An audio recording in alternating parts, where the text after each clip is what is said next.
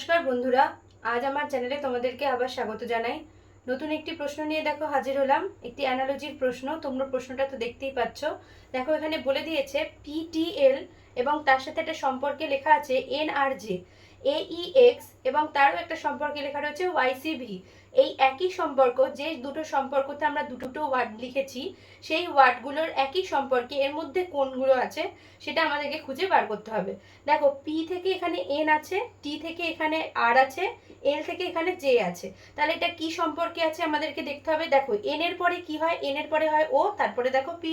তাহলে এন এর একটা ওয়ার্ড পরে আর একটা ওয়ার্ড আমাদেরকে আগে লেখা রয়েছে। মানে ঠিক সেম ভাবে দেখো আর এর জায়গায় এস আছে, তাহলে আর এর পরে কি হয়, এস হয়, তারপরে টি হয়। জে এর পরে এল লেখা আছে, তাহলে জে এর পরে কে হয়, কে হয়। জে এর পরে হয় কে, তারপরে হয় এল। তাহলে আমরা বুঝতে পারছি একটা ঘর ছেড়ে ছেড়ে আর একটা ঘর দেওয়া আছে। ঠিক সেম ভাবে দেখি আমাদের এই লজিকে নিচেরটাও মিলছে কিনা। দেখো ওয়াই এর পরে এ দেওয়া আছে, তাহলে ওয়াই এর পরে কি আছে, জেড আছে, তারপরে এ।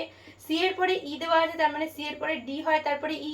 ভি এর পরে এক্স দেওয়া আছে, তাহলে ভি এর পরে কি হয়, ডব্লিউ হয়, তারপরে এক্স। তাহলে প্রথম অপশনে দেখি, তাহলে দেখো আর এর জায়গায় টি আছে, আর টি, তার মানে এখানে মাঝখানে কি আছে, এস। এখানে ভি, টি এর জায়গায় ভি আছে, এখানে মাঝখানে কি আছে, ইউ। তারপরে আছে এন এর জায়গায় এল, তাহলে এল এর পরে মাঝখানে কি আছে, এম। দেখো প্রত্যেকটা ওয়ার্ড সেম, এই যে লজিক আমাদেরকে বলছে সেই লজিকে এই অপশনটা মিলে যাচ্ছে। তাহলে অপশন এ হবে কারেক্ট অ্যান্সার।